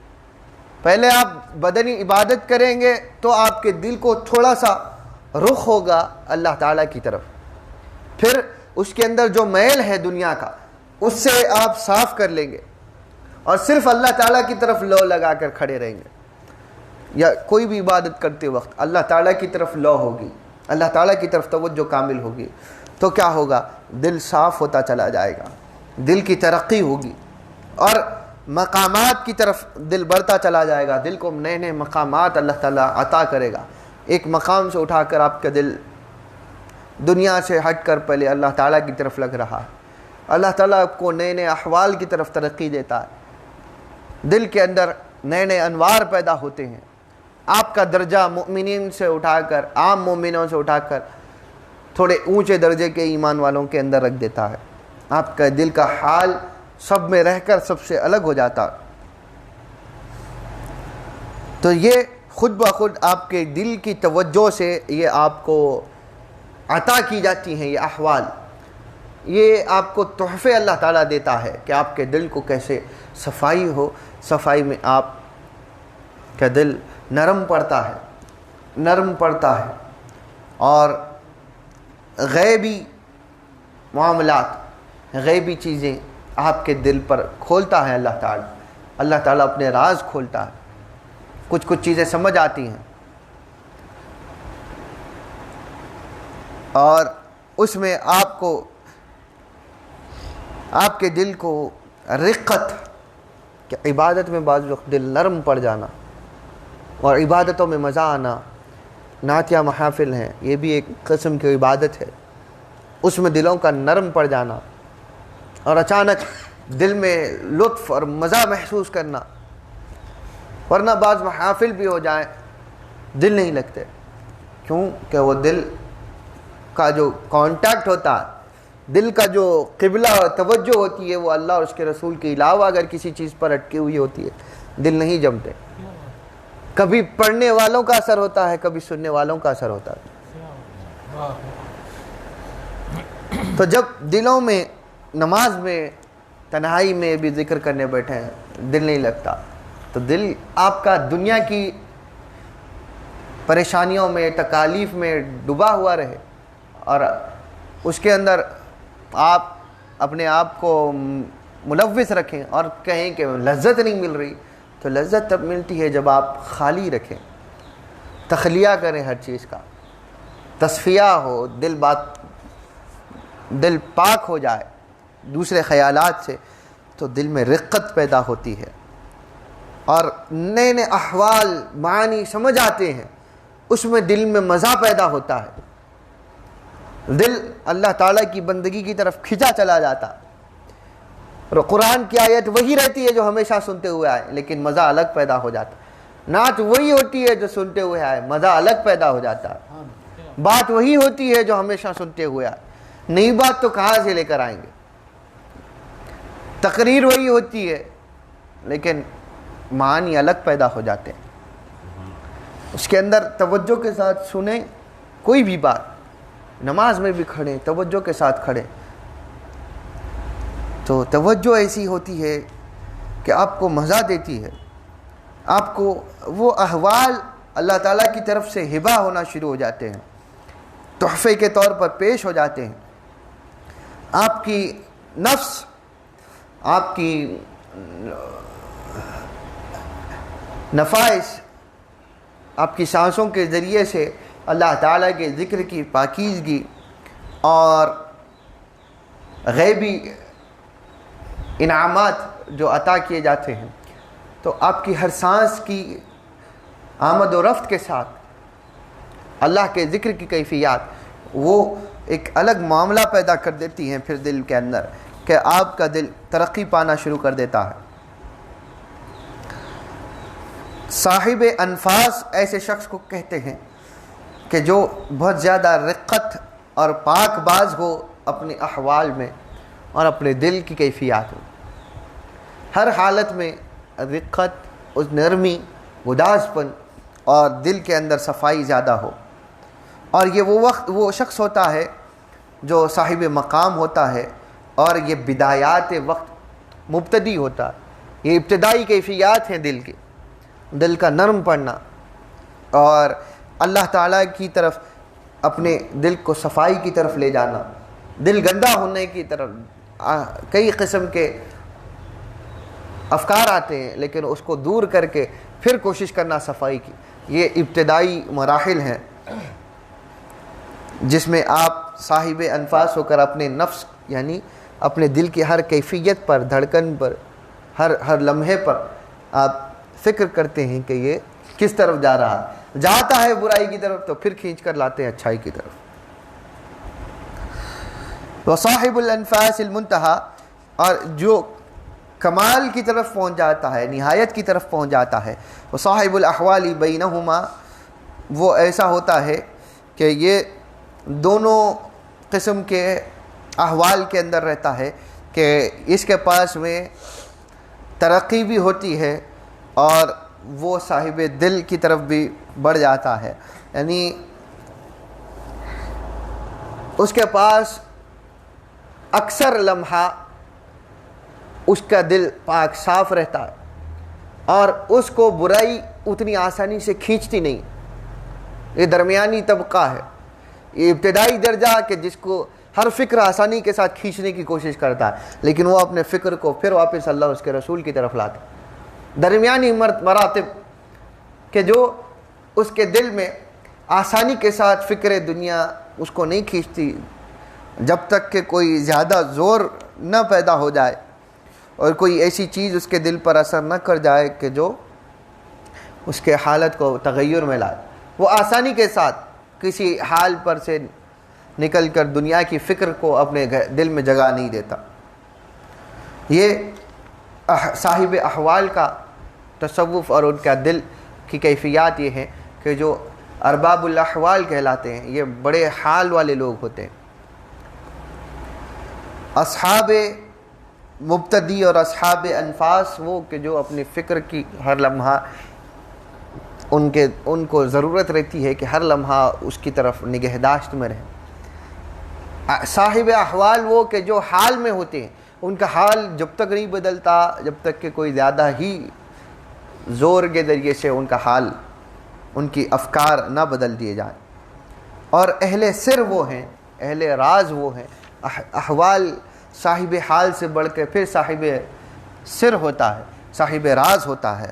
وہ ایسا شخص ہوتا ہے کہ جس کے بارے میں اہل عارفین عرفاء نے، اصحاب معرفت نے کہا کہ افضل العبادات حزب الانفاس مع اللہ ان یکون خروجها ودخولها بلفظ الجلالہ، کہ جن کی ہر سانس کا نکلنا آنا اور جانا اللہ تعالیٰ کے اسم جلالہ کے ساتھ ہوتا ہے، اللہ تعالیٰ کے اسم جلال کے ساتھ، کہ ان کی ہر سانس کا آنا بھی اور جانا بھی اللہ کے ذکر پر شامل حال رہتا. یہ 5 انفاس کے ذکر بھی کہلاتا ہے.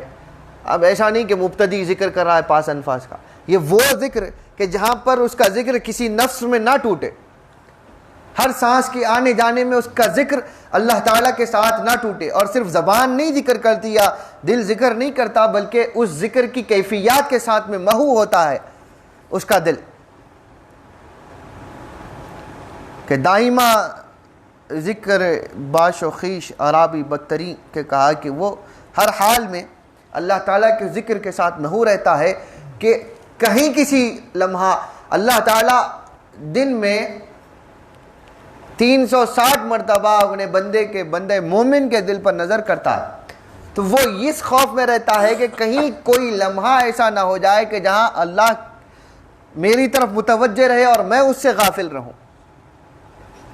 تو وہ اس توجہ میں کہ اللہ ہی کی طرف رہتی ہے، بندوں میں بھی رہتا ہے.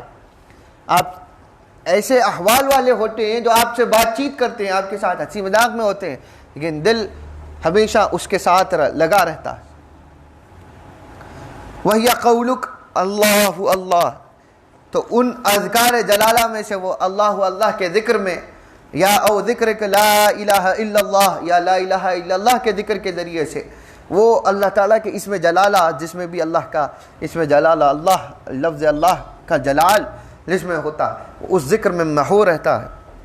وَهُوَ الذِّكْرُ الْخَفِيُّ الَّذِي لَا تَتَحَرَّكْ بِهِ شَفَتَانِ، کہ وہ ذکر خفی ہوتا ہے جس میں ہونٹ آپ کے حرکت نہیں کرتے، نہ ہی آپ کی زبان حرکت کرتی ہے، بلکہ دل متحرک رہتا ہے. جس کا دل متحرک رہتا ہے اس کو زبان کی حرکتوں کی ضرورت نہیں پڑتی، الا یہ کہ جہاں ضرورت ہو فرائض کو ادا کرنے کے لیے. آنی افضل العبادات حفظ الانفاس مع اللہ، یعنی کہ سب سے بہترین عبادت کہ جس میں ہر سانس کو اللہ تعالیٰ کے ساتھ محفوظ کر دیا جائے، ہر سانس آپ کی چلے نکلے تو اللہ اللہ رہے آپ کی ہر سانس کے ساتھ. ظاہر میں اللہ تعالیٰ کی مخلوق رہے یا کوئی اور رہے، اس کے سے کوئی غرض نہیں.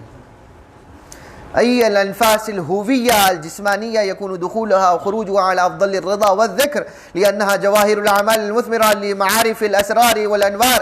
هذا معدود من المقامات. أما کہ کہا کہ یہ وہی باتیں ہیں کہ جو ہم کہہ چکے کہ یہ وہ انفاس ہیں کہ جو ہویت جسمانی، آپ کا جسم لوگوں میں رہے یا اکیلے میں رہے، آپ کی نفس اللہ تعالیٰ کے ساتھ رہتا ہے، اور اس کا خارج ہونا اور آپ کے کی سانسوں کا داخل ہونا وہ اللہ تعالیٰ کی سب سے بہترین رضا اور اللہ تعالیٰ کے سب سے بہترین اذکار پر شامل رہتا ہے.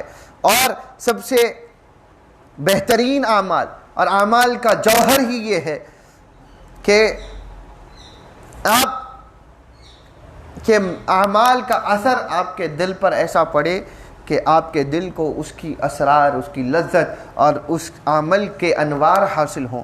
اگر اعمال کر رہے ہیں اور اس کا نور حاصل نہیں ہو رہا تو یہ اعمال اس مقبولیت کے مقامات پر داخل نہیں، اس کو مقبول بنانے کی کوشش کی جائے.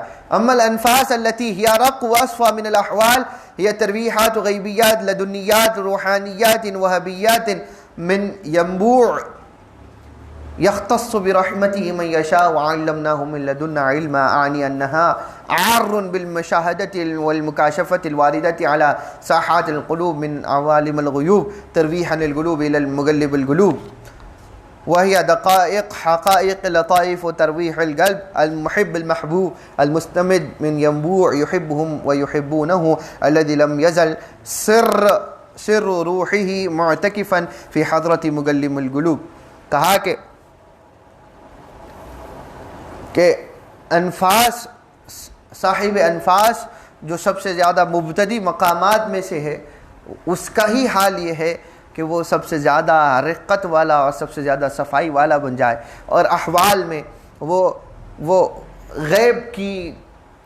غیبی خوشبو اور غیبی لطائف اور اس کی معنی، اس کے مفاہیم میں، معنی میں اور لدنی معنی اس کے دل پر اثر کرتے جائیں، اس کے دل پر اللہ تعالیٰ کی علم لدنی میں سے علم کھلتا چلا جائے. یہ وہ اس کا قلب اللہ تعالیٰ کی انفاس ذکر کے ذریعے سے ایسے مقامات میں داخل ہو جاتا ہے کہ جہاں پہ اللہ تعالیٰ اس کو یختص برحمتہ من یشاء، اللہ جس کو چاہتا ہے اپنی رحمت خاصہ کے لیے چنتا ہے. اللہ تعالیٰ کی ایک رحمت سب کے لیے ہے، مسلمانوں کے لیے، غیر مسلمانوں کے لیے، مخلوق بہائم کے لیے، درخت و جانور ہر ایک کے لیے ہے. اور ایک رحمت ہے کہ جو اللہ تعالیٰ کی صرف مسلمانوں کے ساتھ خاص ہے. اللہ تعالیٰ کی پھر ایک رحمت ہے جو صرف مؤمنین کے لیے ہے. پھر اس کے اندر ایک رحمت وہ کہ جو اپنے احوال کو زیادہ صاف کرتے چلے جائیں. یہ اگر آپ کو اصطلاحات بہت مشکل بھی نظر آئیں تو مقامات آسان ہیں.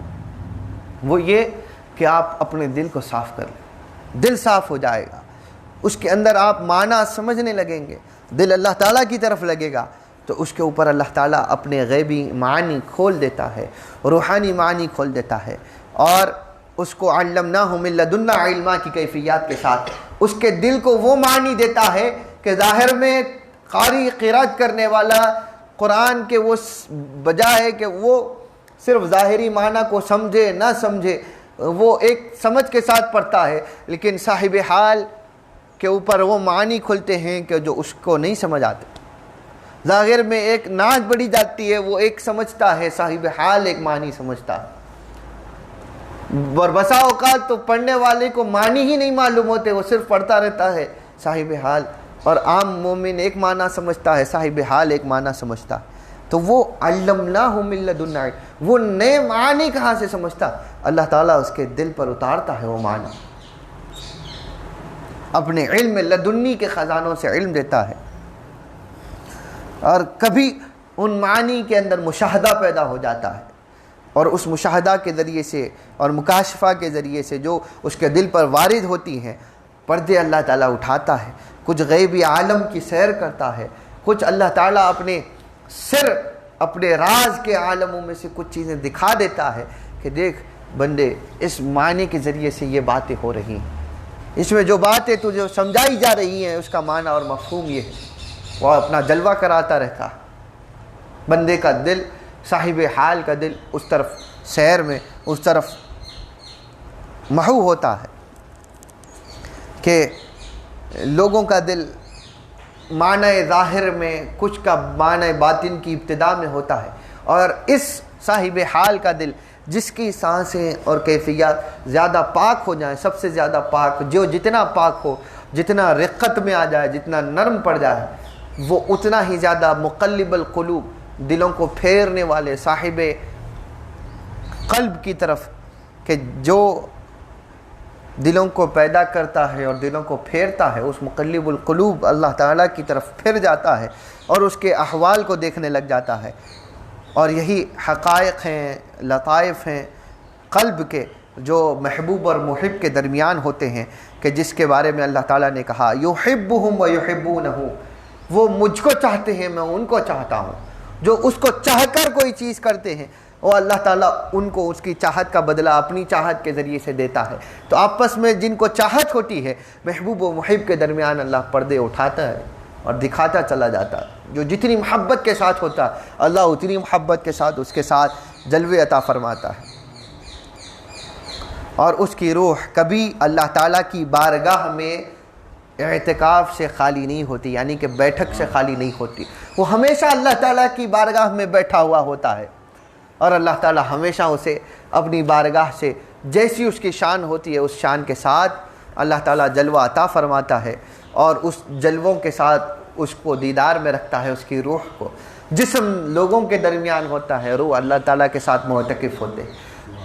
جسم لوگوں کے درمیان اعتکاف کیا ہوا ہوتا ہے، روح اور قلب اللہ تعالیٰ کے ساتھ اعتکاف میں مشغول ہوتا ہے. یہ مقامات صفائی قلب سے ابتدا یہ ہے کہ دل کو اچھے ارادوں میں رکھیں. وہ ترقی کرتے کرتے ہمیشہ اللہ تعالیٰ کی ارادوں کے ساتھ قائم ہو جاتے ہیں. پھر اللہ تعالیٰ ان پر معنی اور مفاہیم کھولتا ہے، رحمت برساتا ہے. اللہ تعالیٰ کے علم لدنی اور رحمت خاصہ کے دروازے کھولے جاتے ہیں اور سیر ہوتی چلی جاتی ہے. اللہ تعالیٰ ہمیں ان مقامات اور ان ایسے مقامات والوں کے ساتھ رکھے تاکہ ہمیں بھی ان کی کیفیات کے ذریعے سے اصلاح حاصل ہو. اللہ تعالیٰ جو کچھ کہا گیا، سنا گیا، اللہ تعالیٰ اس کو قبول فرمائے. کچھ کمی بیشی ہو، اللہ تعالیٰ اس کو معاف فرمائے. اور اللہ تعالیٰ اگر اس میں کچھ خطا رہی، نسیان رہا، اللہ تعالیٰ اس کو بھی اپنی رحمت کے ذریعے سے بدل دے.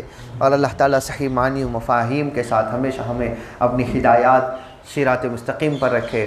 حضور اکرم صلی اللہ علیہ وسلم کے واسطے وساطت کے ذریعے سے جو علم تزکیہ اور علم اسرار اور علم تصوف کے ذریعے سے ہم کو جو کچھ بھی معارف و مفاہیم عطا ہوتے ہیں، اللہ تعالیٰ ان کو سمجھ کر ان پر عمل کرنے کی توفیق عطا فرمائے.